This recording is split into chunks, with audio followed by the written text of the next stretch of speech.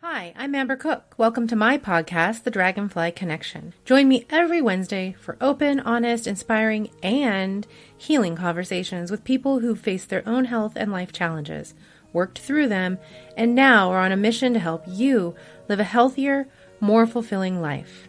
My hope is that each episode leaves you more empowered and inspired, no matter where you are on your life and healing journey.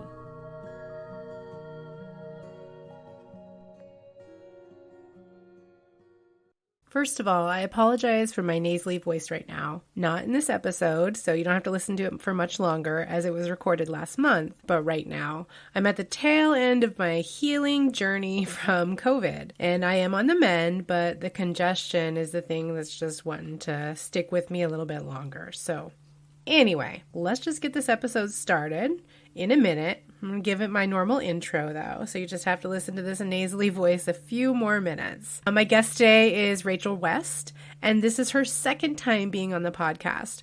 Rachel is a holistic personal growth coach, best-selling author, and the founder of Empowering Growth. She is also a domestic violence victims advocate and a community health worker.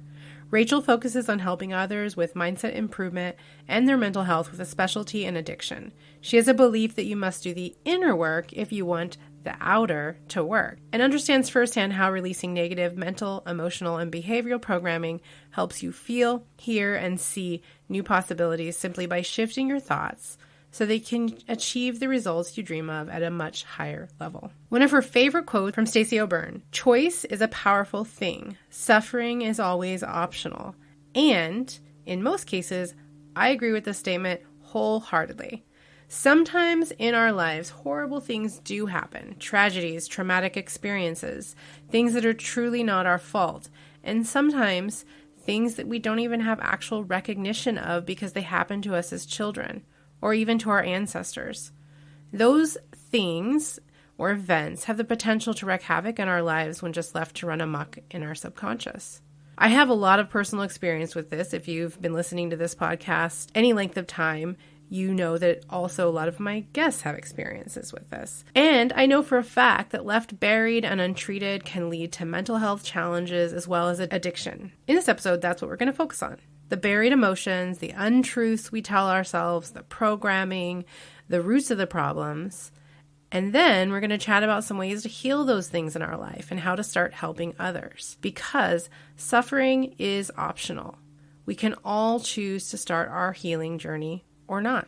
So even if you haven't been touched by addiction in your family like Rachel and I have, I promise this episode is one you need to hear, if not for you, but for someone you care about. Then go share it with them. There's also a really great, easy self-awareness tool buried within our conversation that you can start using today. All the ways you can connect with Rachel will be in the show notes, as usual. And if you join the Dragonfly Connection community on Facebook, you can ask her your questions directly. Just tag her. It's a free group I've created to help us stay connected and empowered on our healing journeys and to add to all the things we learn in this podcast. The link to that group, as well as Rachel's group, is also in the show notes. Enjoy. This episode is sponsored by HealingWays.com. Find a holistic wellness professional and resources to help you on your healing journey. That's HealingWaze.com. So welcome, Rachel. Thanks for being here. So we were just chatting about your weather being in the 80s and sunny, and it is rainy and dark here in the Northwest. And so you are in Las Vegas. Yes, I am. Yeah, nice. This is your second time being on the podcast. It is. Yay. Thank you for having me back. Yeah. Well, our conversation a month or so ago inspired me. I was like, why don't you come on here and talk about the other part of your coaching? So I just want to say for my listeners, the last time you were on was season 2, episode 17. And I'm drawing a blank on what I titled that, but just go to the link in the notes and it'll take you right there. Last time we talked a lot about your personal journey leading up to what you do now. We're going to do that again today, but it's going to be a little bit different. And I want to start out quoting you. You said in your application, you must do the inner work to make the outer work. And I love that. And that's what our focus is going to be today. But before we talk about that, recently I asked a question in my Facebook group, The Dragonfly Connection. And now I'm going to put you on the spot and ask you that question first. And it has nothing to do with this podcast. Perfect. I'm ready. Okay. what is something that you're interested in that most people haven't heard of? Well, I have a recent interest that I just learned about, and I'm going to look it up because it's called Cambo. And it is a type of cleanse. And the reason I learned about this is because I was talking to a friend of mine and I was telling her that my spirit animal is a frog. And so she told me about this Cambo cleanse, which comes from frogs. And so now it is my newly found interest. And I found someone here in Las Vegas that does the cleanse. I've reached out to her. I've had a conversation with her. I've not experienced it yet.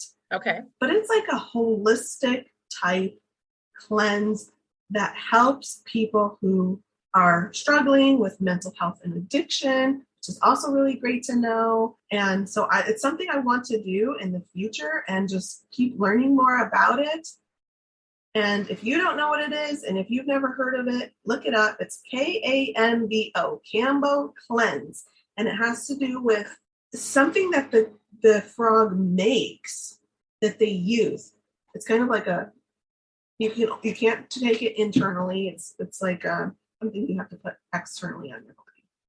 So it's a substance that comes from frogs that you put on your body? Yes.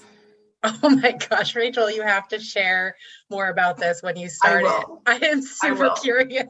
I know. And a little bit scared. I know, right? But I just was curious because I thought it was weird that my spirit animal was frog to begin with, because not a lot of people like a frog. Really, a frog? Okay, right. I just went with it. Was just given to me. I didn't choose it. It's mine. Okay, I'll take it. Yeah. And so I was sharing with her, and she's like, "Have you ever heard of this?" And I'm like, "No."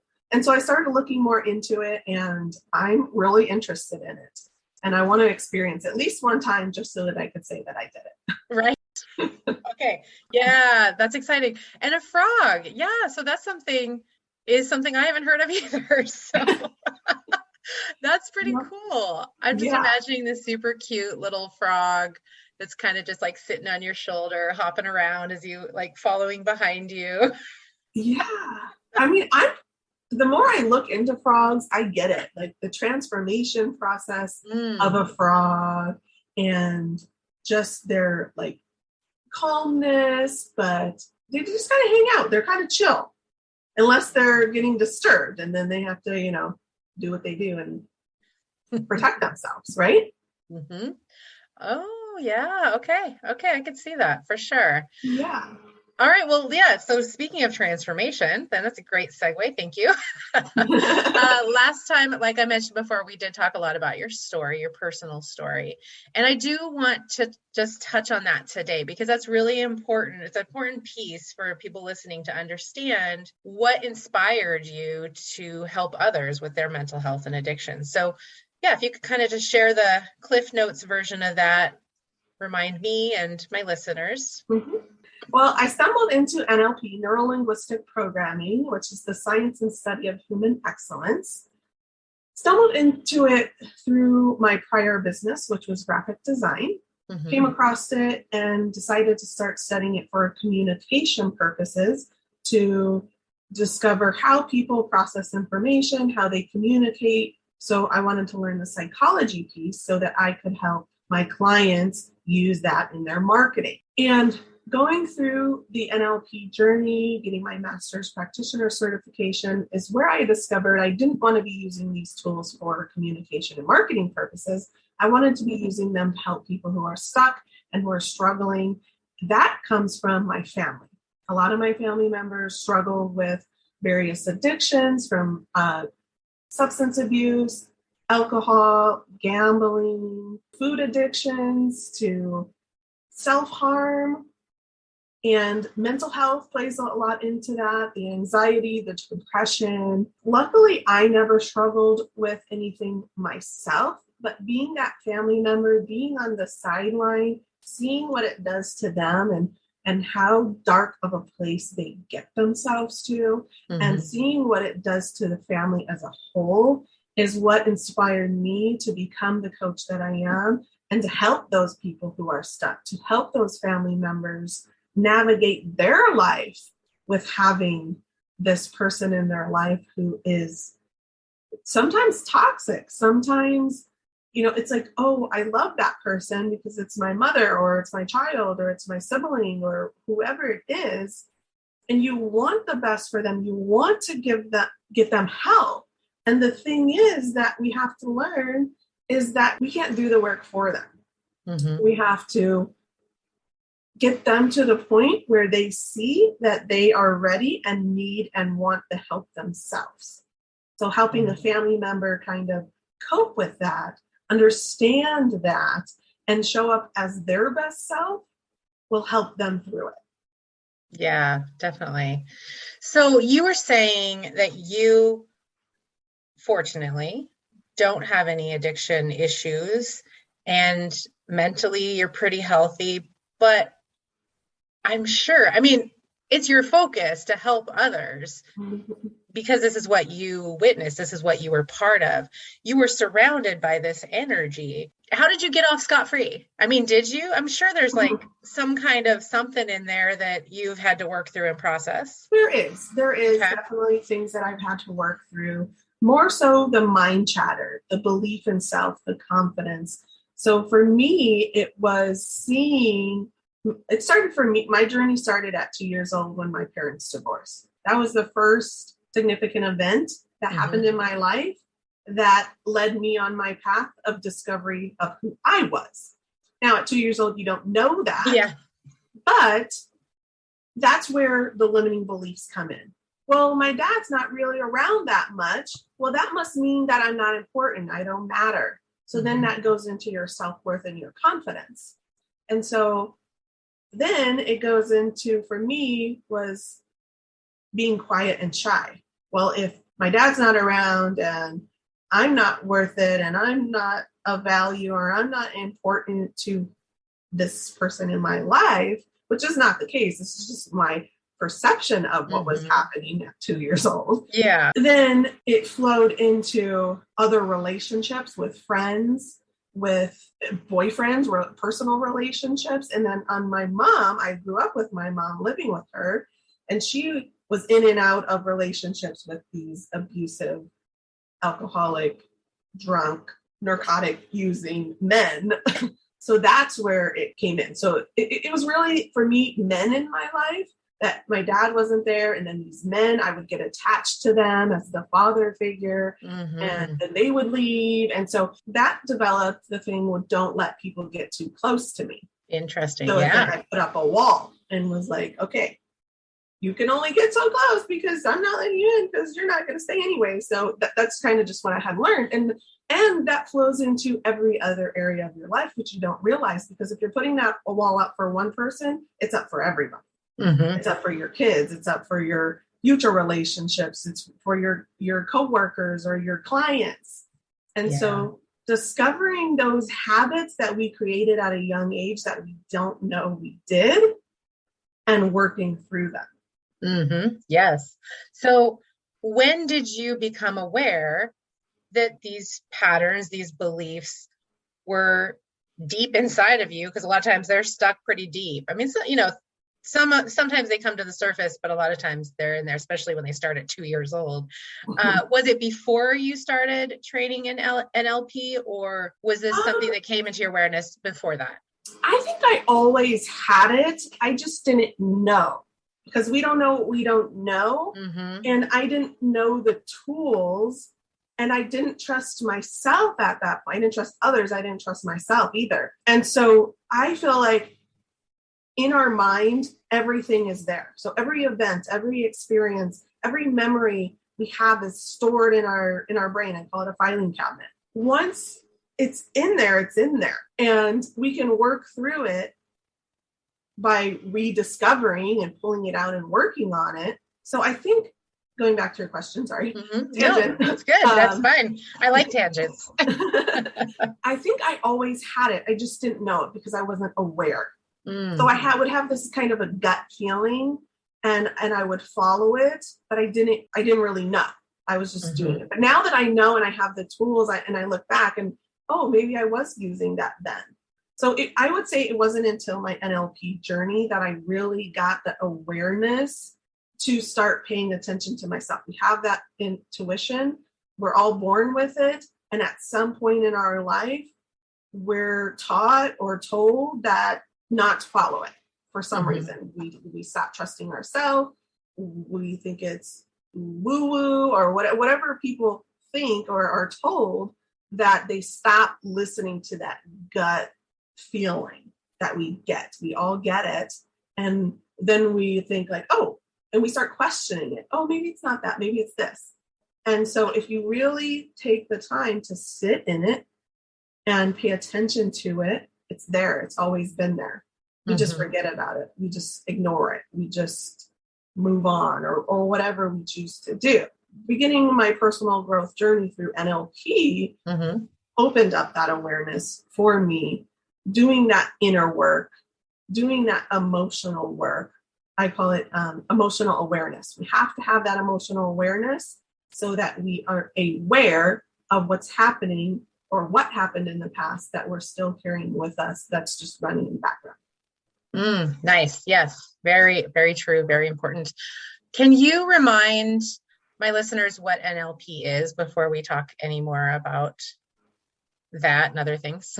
Yeah. NLP stands for Neuro-Linguistic Programming, the science and study of human excellence, which means neuro is how we process information through our five senses. So something comes in, how does our brain and body process that information?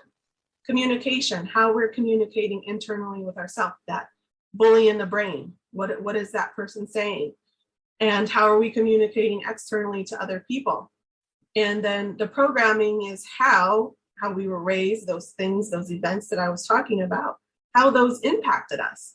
What did we perceive and take from that and store in our body, store in our neurology, store in our emotions that we carry with us that now impact us as an adult? Nice.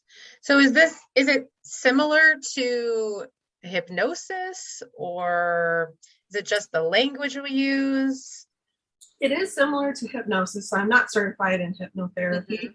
I use timeline therapy, which I am told is similar to a hypnotherapy or a hypnosis. The timeline is the tool that is digging through the filing cabinet, looking for that event that we need to restore, reframe, give it a different meaning, because we go through life and everything's from our own perspective.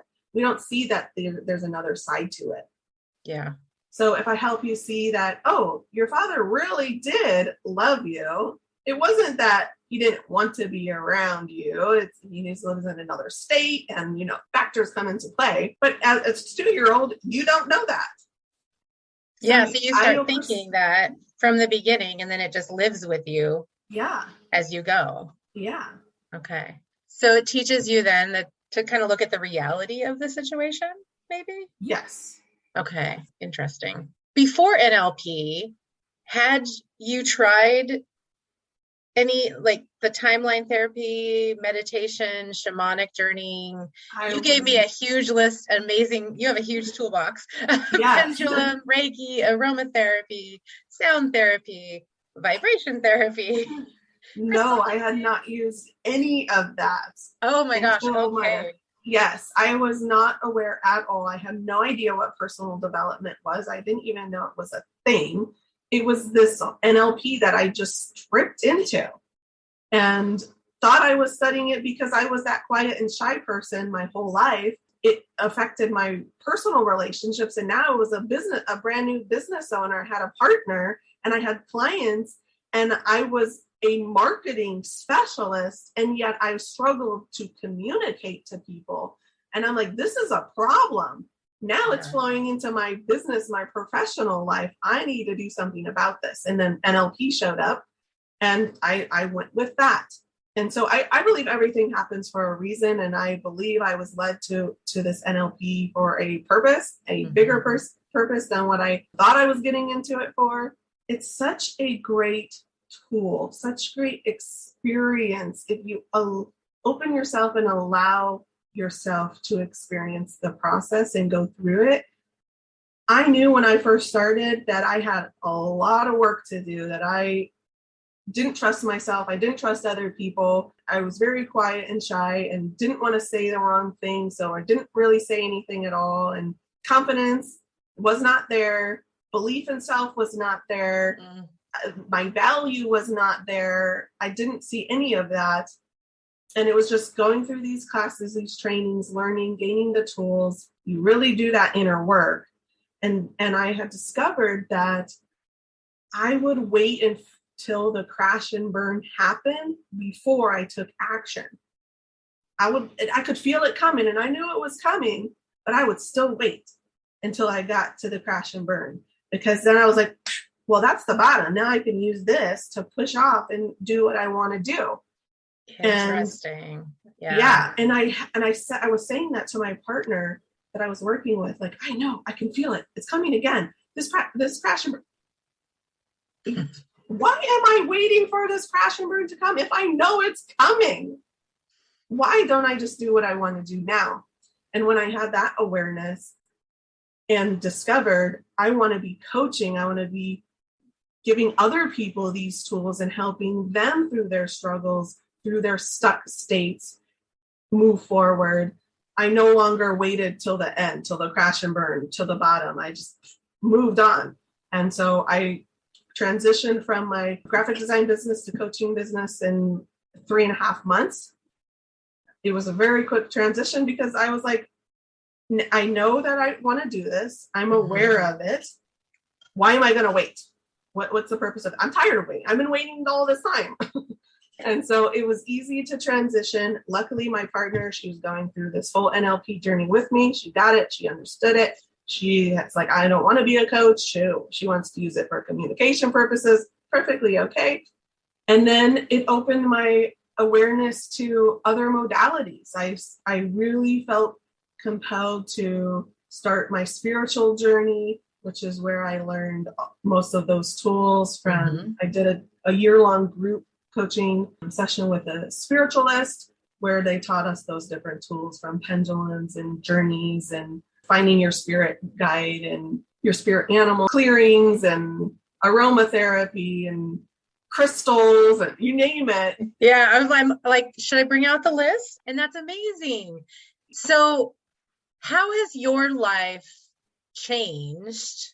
I mean, you mentioned that your confidence and everything just skyrocketed. Your business, you changed your business into something that was more aligned with you. It sounds like spiritually, I'm going to say, is definitely part of your purpose. But how did your personal life change with all of this mindset change, this self-growth, bringing in all these tools from your toolbox? How did your life change? How did your relationships change? What about your health has changed? It's gotten better. So I feel like when you start doing the inner work on yourself, when you start doing that change in your mindset, your mental health, gaining the confidence, gaining your value, gaining your worth, just the other things outside of you start changing because you're changing and your perception's changing. And so you're seeing things differently. So they've gotten better because I've learned to communicate with myself, and I've learned and gained those tools to how to communicate better with other people. Yeah, communication and awareness, because it sounds like you're much more aware of everything about yourself, which it starts with us first, right? It does, yeah. People think communication happens, but it doesn't, because they are miscommunicating with people. So we all have a different learning style. We all have a different communication style. And we speak into and learn and communicate in our way of learning, communicating, and speaking. So it's kind of like if you're familiar with DISC, where there's 4 different personalities, there's 4 different communication styles. Oh, interesting. So if you're a primary, and I will compare it to the DISC, my primary is the S. So I'm the nurturer. So I attract the other nurturers and I repel the others. Same thing with your communication style. You just automatically attract your communication style. I'll quickly go from visual. You want to see things Auditory, you want to hear things. Kinesthetic, you want to feel it. It has to feel right to you. And auditory digital has to make sense to you. So I'm the auditory digital. I want things to make sense to me. So when I'm talking to you, I'm going to make sure that things make sense to you. But if you don't care about that, if you want to see it, then I'm miscommunicating with you and you don't get it. Okay. Yeah, I actually wasn't aware that there was a label and a description of each of the communication styles. Where can that be found? Internal representation. You can look it up, and it's how you're internally communicating with yourself. So self-talk, and then how you're communicating with other people. So if you can learn the other three that aren't your primary, then you can speak into someone else's communication style so that it feels right to them. It makes sense to them. It looks right. It sounds right, whichever one you are. Nice. Okay. Because then they can relate to you more and relate to what you're saying. And that's so important. Correct and effective communication is just so important, not just for our connections with each other, but like you said, for yourself first. And that's where it does need to start. And then, like everything, it kind of goes out and washes out and spreads out to other people. That is what your work is now, is all about helping other people. I'm assuming one of the things is communicate with themselves. That's maybe the mindset piece of it as well. Yeah. If I were to be someone that was in the depths of a mental health crisis or finding myself addicted to a substance that's harmful, because I don't think chocolate is harmful. Okay. So, so I'm going to say a substance that's harmful to our health. How would you help me? So if somebody was referred to me directly in their mental health state or addiction state, meaning they're currently addicted to something, I would refer them to a program of some sort. Okay. I have connections to several mental health facilities and addiction facilities, and I would recommend you to them. The purpose is that because you need to be stable, you need to be clean before I can see you. The second part would be, because I'm not licensed, I'm certified in NLP, I'm certified in timeline therapy. I can use those techniques in my coaching, but I don't diagnose or anything like that. And so your doctor would need to know that you're working with a coach on your mental health and your mindset or your addiction, because I'm helping you to go in and do the inner work, the emotional, the trauma, and it could shift your medication. Oh, interesting. It's that powerful. Yes. Nice. So they need to be aware that you're doing the inner emotional trauma healing work in case that happens. Wow. Okay. Because I can't say, okay, you need to lessen your medication because that's not me. Yeah. That's pretty cool. I mean, that speaks to the power of this work, is that it can help change someone's medication. And it'd be really cool if, people were able to get off medication completely because of it. Yes. That's always, at least for me personally, that's what I would hope for a lot of people, is to just be medication free. I know it's definitely needed in certain circumstances and very helpful, but yeah, if we can find methods like NLP, timeline therapy, the type of coaching that you do, so much healthier. Definitely. Yeah. I just put a statistic on my Facebook yesterday about addiction that I just learned about.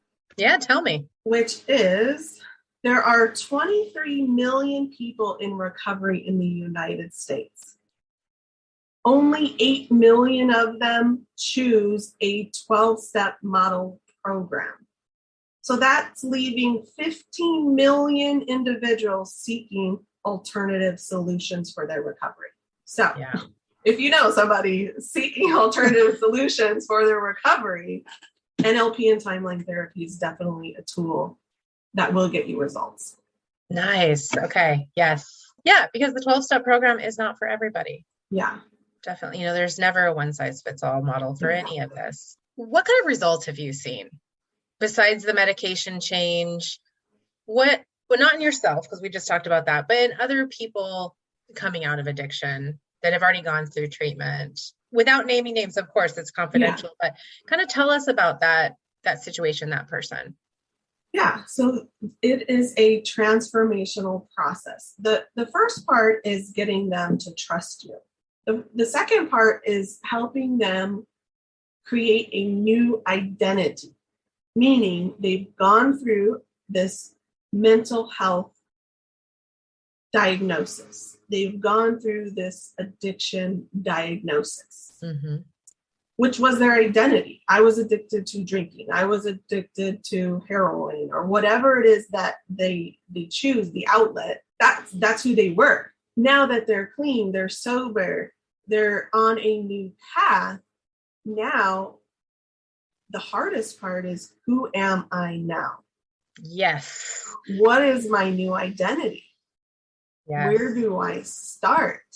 And I think that can happen. Those questions come up for a lot of people who maybe not even for addiction, but just make huge changes in their life. And tackling an addiction is a huge change. Yeah. So they come to you with these questions, and then where do we go from there?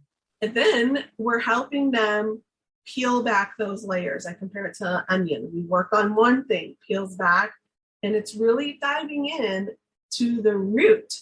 I believe that addiction specifically, there's a major root that we need to discover. What was it that happened that you suppressed, didn't want to deal with, didn't want to remember, whatever in your life that you turned to this?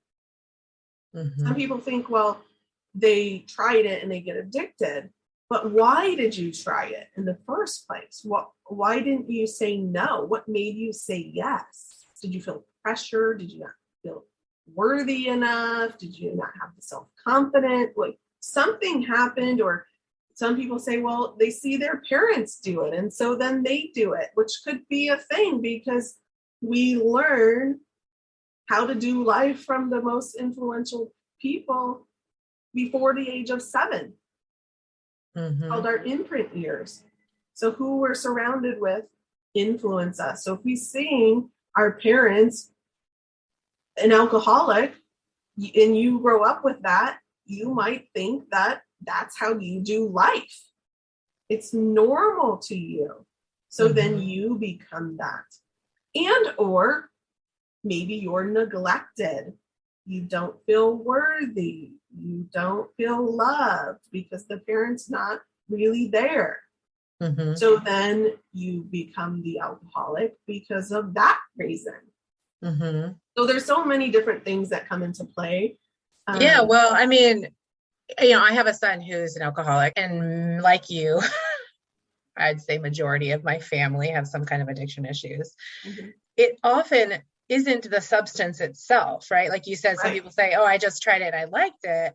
What I've learned over the years, I even had to go to Al-Anon when I was a kid because my dad's an alcoholic. I learned it is almost always some kind of pain, trauma, something that, like you said, is within us. And when you take that substance, it also just makes you feel really good. It takes you out of that. It's just the Band-Aid. It is the Band-Aid.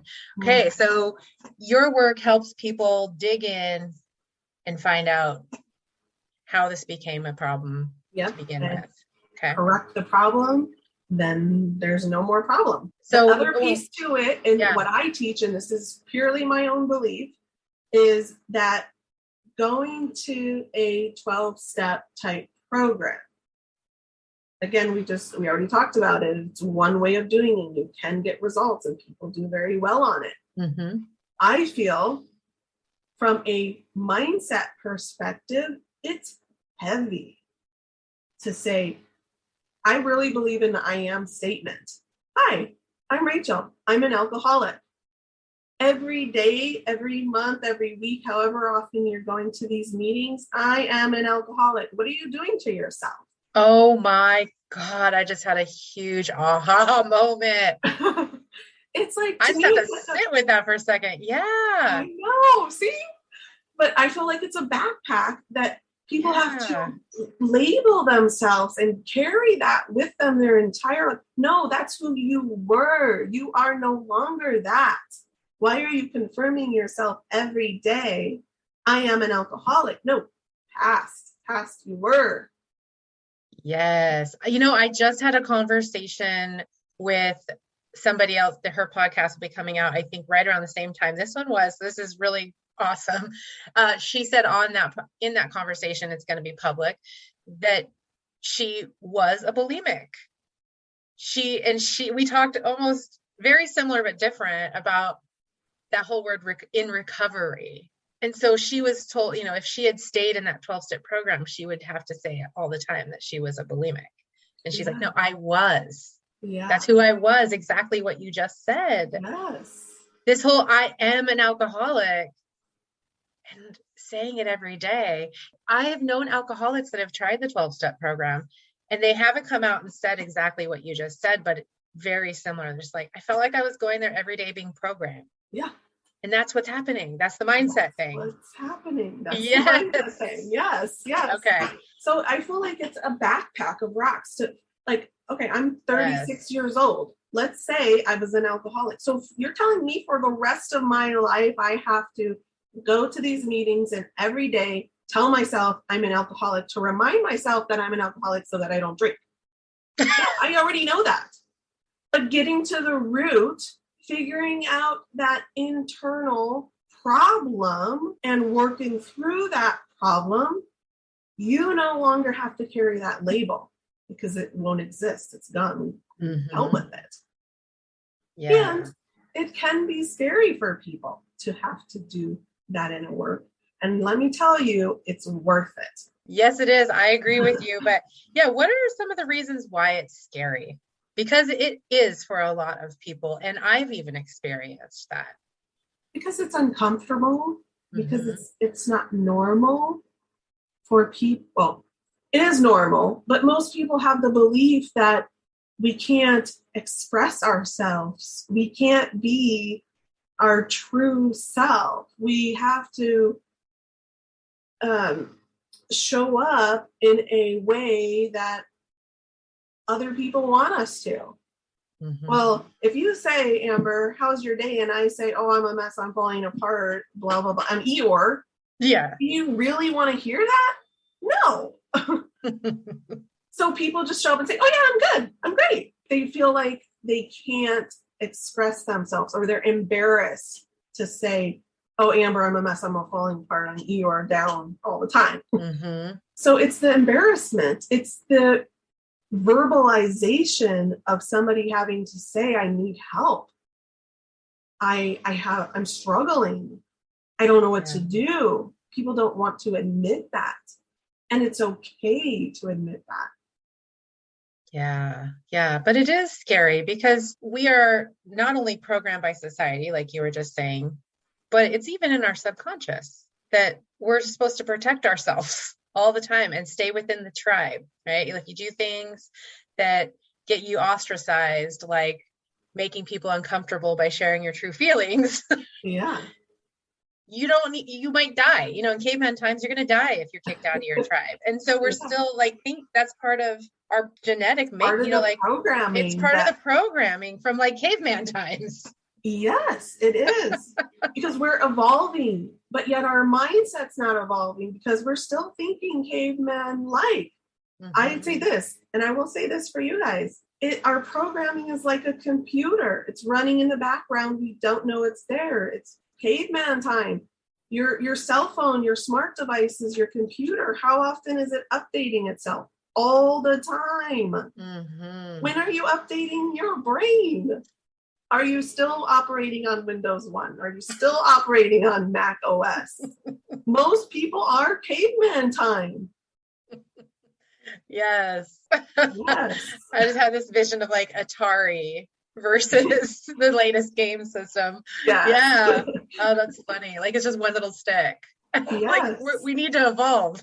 We need to evolve. You have to do the inner work. You have to redo the programming because it served us then in caveman time. It served us at 2 years old to have that belief, to think that way because safety or whatever reason you created it, it served you at that time. But you're still carrying it with you and it no longer serves you. You can take that rock and throw it out. You don't need it anymore. but it's still there. Yes. Okay. So it's a whole support system It is. that someone needs when they're trying to make some major mental health changes, especially, and get over that addiction or get through it. You can't get over it. It's always through. Everything is going through. I want to chat just briefly about what you've got going on professionally right now, but do you have anything else you'd like to add for anyone listening that they themselves or someone they love is struggling with some major mental health issues and more specifically addiction? The biggest thing is to focus on what it is you want as opposed to what it is that you don't want. So real quick statistic, we have around 90,000 thoughts come in our mind every single day. 90,000. 80,000 of those thoughts are negative thoughts and thoughts about things you don't want to happen. Wow. So many people are focusing on negative things, their negative emotions. I don't want to be in this addiction anymore. I don't want my family member to be this way. I don't want to, be unhealthy anymore. Whatever it is, what do you want? What's the opposite of that? You just start focusing on what it is you want. It's so much more lighter. And again, it goes back to that negative, the mental chatter in your brain. What are you telling yourself? How are you communicating with yourself? Yeah. And that leads to the depression, the anxiety, the stress, the burnout, the overwhelm, because we're focusing on what we don't want to happen, which creates more of what we don't want to happen. So what if somebody is struggling to even know the answer to what I want? That's the other thing. Most people can't tell you what do you want to eat? Well, I don't want fish. I don't want Chinese. What do you want? They can tell you what they don't want, but they can't tell you what they want. Right. So there's a task that I assign and I'll give it to you guys. You have to become aware of your thoughts. Again, it's that program. It's just running. We don't know.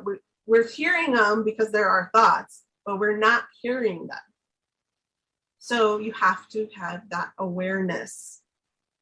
Okay. So here's a task, 2 minutes every single day, at least one time, if not more. The more you do it, the better. Set a timer on your phone to go off morning, evening, whenever. When the timer goes off, take 2 minutes, write down, what am I thinking right now? How is this thought making me feel? And is it positive or negative? All you have to do.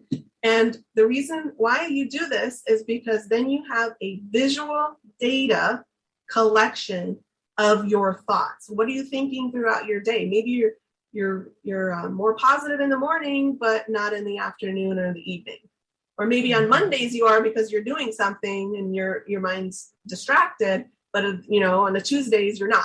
So you can kind of start seeing patterns of your thoughts and bring that awareness. So you're seeing what you're thinking, you're now associating a feeling to it, and is it positive or negative? Most of them are going to be negative when you start because I said 80,000 of them are negative. But that's okay because now you have an awareness of what you're thinking about consistently over time. Nice. What a cool method and very easy it sounds. Do you recommend a certain time of day for that or it's just whatever works for each person? I would just consistency is key. So if it's every morning when you wake up, you jot down in your journal, cool, do it. Okay. If you have the time to do it, maybe it's before when you wake up and when you go to bed. If you can do it every hour, I mean, it's 2 minutes. That seems ridiculous. But in the beginning, even if you did it for 3 days, every hour, how much you will see your thinking in your day. Yeah. Do it on the weekend when you don't have, a busy schedule and you have a little bit more lax time. Whatever fits in your schedule. Don't go insane trying to write out this all the time. Whatever fits for you, just set a timer and be consistent on it. Lovely. I really, really like that. I have never heard this. Did you make this up? I feel like I did, but maybe I didn't. Well, on my podcast, I'm gonna let you take credit, and we'll take that back if somebody complains about it. Pretty awesome. Okay, so Rachel, the other half of your coaching is that you help women in their business. It's still mindset and mental health focused. Okay. It's helping people through the everyday anxieties of life. So it could be your business, it could be your personal life, your relationship, your health, your environment, your fun. Whatever you're struggling with, there's still everyday anxieties and stress and overwhelm that come into play. So it's helping you work through your mindset and mental health to help you through that. Nice. And that's in the book that I understand is a compilation of your work and someone else's, the Successful Woman's Mindset book. Is that correct? It's a collaboration. It's 21 women, 21 women, 21 stories. So it's 21 chapters. Each woman has a chapter, and it's basically their idea of success or how they got to success. Everybody shares a different story. One lady talks about masterminding. One lady talks about starting over at 60 years old. So it's a really great book. My chapter is called Journey to Your Value Within, and it's all about going internally, going to the past, and releasing limiting beliefs that you created, because when you do that, your possibilities will blossom. Yes, they will. And your business, your website, empoweringgrowthcoach.com, has lots of different resources on there. But for my listeners, what do you have going on? I know you've got some Facebook groups. When you and I chatted privately, you talked about a book club, which inspired me to finally get going on mine. So thank you. You have all kinds of things going on in both realms. Tell us what you have, just a snippet of what you are offering to people. Yeah. So I do have a private Facebook group. It's called the Growing You Forum. It's all about you. It's personal development. It's a great community. You can share anything positive, uplifting, related, mental health, addiction, anything personal development. It's a great community to be in, just support. There's a range of people in there, from somebody who has zero personal development, just like I did back in the day, to people who have personal development and are continuing to learn and grow. So again, that's the Growing You Forum. I also have one-on-one coaching available and group coaching available, depending on your budget, depending on where you're at, what you want to work on. I have customized packages to fit whatever you need. Nice. And then you have, what is this breakfast club that I keep seeing? So I have the Breakfast Club, which is a local event. I do here locally in Las Vegas, and I co-host it with two other ladies. And our idea of starting it is to build a community of local professionals, mindset, mental health, and health and wellness related, where we could be a resource, a community, a collaboration for the local community.